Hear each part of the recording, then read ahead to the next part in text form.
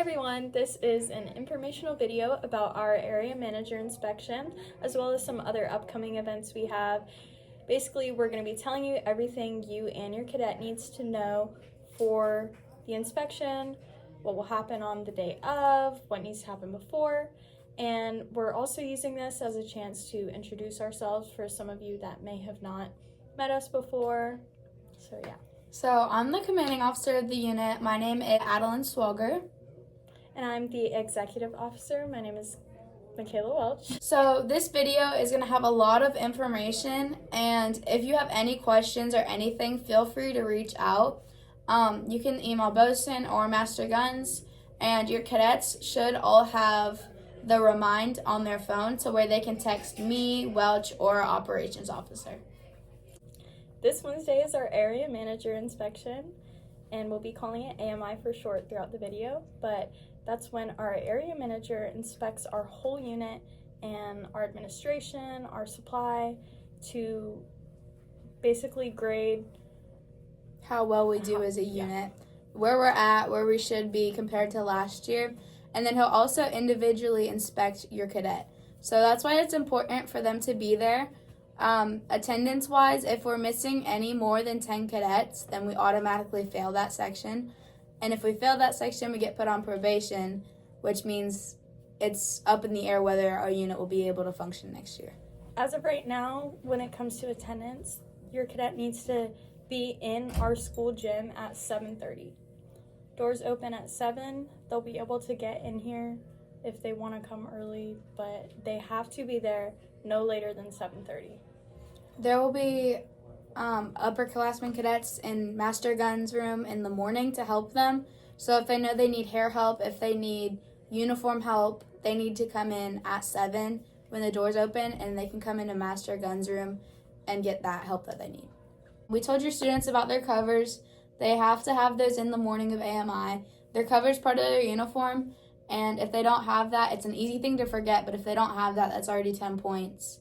When it comes to uniform preparation, this involves grooming too. So males, you need to get your hair cut. If you haven't gotten your hair cut, you need to find a time within the next 2 days to get that done. It is a very big part of grooming standards to have your hair how it needs to be. Same with shaving. If you know you grow facial hair, you need to shave the morning of or the night before. Just make sure you're shaved. So another big thing that we want to talk to y'all about uniform-wise is the prep that they do. So as much as we would like to help them do every single step, there's only so much we can do for them. Their shoes need to be shined the night before or even tonight, Monday night, but it should not be done the morning of AMI because it will never work. Another thing is they need to be ironing their uniform and everything. They should have already had it taken to the dry cleaners, but if not, they need to try to get the best they can to perfection. Same thing with their service stars and everything that they have to put on their uniform. All their devices that they've been issued need to be on their uniform. So NS1s, most of them only have a J-bar, maybe a rank, definitely a name tag, and some of them have maybe one ribbon. So we understand that, like they won't have anything really to put on. But NS2s, 3s, and 4s, y'all need to have all of your stuff on your uniform.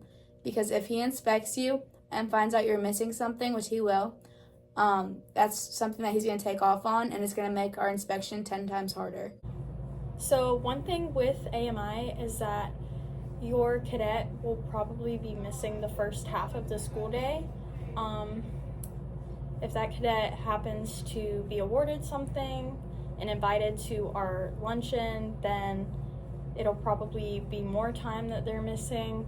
But all of this will be exempted, meaning it will not count against them towards exam exemptions, towards lunch detentions. No, it won't be counted as skipping. Everything that they do, it's not excused, it's exempt. So it's like it never even happened.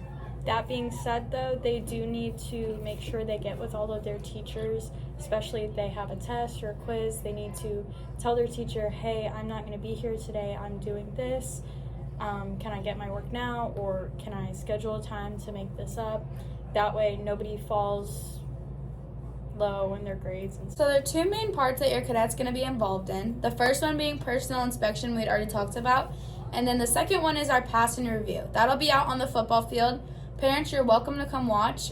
We actually encourage it, and it'll also be on our Facebook. So if you're not following that, go do that. Our pass review will be a drill ceremony done on the football field. If it does rain or if anything happens, we'll move it into the gym. That's our rain plan. We can discuss that more later. But it will be outside, and the cadets will be standing for a very long time, which is why it comes to our next point. It's very important for them to bring water and make sure to hydrate in the next couple days before, because we don't want anyone to pass out. We don't want anyone to be sick, just not feeling well. So hydration is very important, and we cannot guarantee that we will have water for every single person. Attached to this email, we'll have the times and like the schedule of events for the parents. That way you guys can come watch. The more participation we have from the community and parents, the better our score is as well. So feel free to bring your friends, your family, and come support our unit. There is a part of AMI that most of your cadets will not be directly involved in, but they do play a big part in it. This is our administration and our supply. When it comes to admin, all of your cadets were given forms that needed to be completed. If you have not received any forms to sign or fill out, chances are your cadet never handed them to you. We do need these forms. The packet, this is the packet they were given. It has a cadet entry form, a standard release form, health risk screening, a physical, and then the code of conduct sheet. Those are the 5 that we need back the most. The other ones are important as well, but those are the ones we're graded on, and if we don't have them, we can fail. On the day of AMI, our area manager will come into our ROTC rooms and check everything. He'll check our supply, he'll make sure everything is in the system as it should be. Your cadets receive custody cards. A custody card is basically everything that they have been issued, all uniform parts, anything for their uniform that they have been issued, and it's just their signature and a parent's signature saying that you understand how much each of those items are, and if they needed to be replaced, you understand that that needs to be replaced. It also keeps track of everything that your cadet has been issued, so if it's wrong, they were supposed to correct it and send it back in so we could fix it for them. If none of this sounds familiar, we understand, but we do need those back. Another thing about forms and admin is that if your cadet has not completed certain forms, they will not be authorized to go on certain trips or participate in certain activities. We previously had our PFT, which is a physical fitness test, and the cadets that did not have a physical on file or a health risk screening were not able to participate. This affects their grade and also affects our administration when it comes to percentages and just everything running well in the system. So that's why it's so important for forms to get turned in. If your cadets on any teams at all, they will not be able to participate in competition until they have these forms in. Our biggest administrative goal is getting all these forms to at least 90%. Specifically, the code of conduct and our health risk screening and our physicals, because those are the 3 forms that in previous years we usually got around to 88%. So the other forms we want to kind of get 92, 95, but those ones specifically we want to get at least 90%. And those forms that she just listed are the forms that will prohibit your cadet from doing certain activities.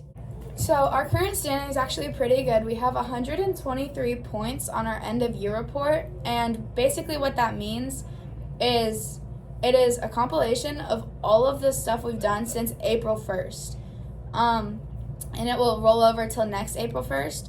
And right now our area manager is looking at everything we've done. So that includes our events we've done, any upcoming parades we might have, orientation trips we've taken, so like going to colleges, and everything that we have done is worth a certain amount of points. There are around 370 total points you can get. I think it's like 369. But that's an unachievable goal for us. So we set realistic goals. That being said, by the end of this semester, we want to have around 150 points, which is pretty good because we only have 23 more to go right now to hit around that goal, 145, 150 by December. And then by April, we want to have that 200-point goal at least. Last year, we sat around 190, which is pretty good as well. It ended up letting us get distinguished unit, which is actually the highest mark we can achieve. So we want to hit that for a second year in a row. The positive thing we want to talk about real quick is that we did get all the cadets' data forms to 100%, which we are super proud of because that's making sure that everything that your cadet needs is in the system. So one of our big goals this year is cadet participation, and not in the sense that they feel like they have to participate, but they want to participate because we want this to be a meaningful event for them or like a program for them and have them actually take something away from it. We'd also like to note that we have had a couple of fun activities since the school year started, just opportunities for everyone to lay back and have fun. We had our Halloween bash recently. It was a great turnout.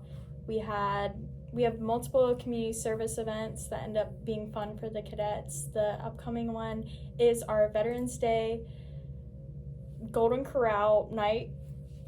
Yeah. So what that is, it's a community service opportunity for your cadets to get out in the public and be serving veterans. They eat for free, and we come in and we bus tables, we clean up, and we really give like a support staff to Golden Corral for the night because it gets really, really busy.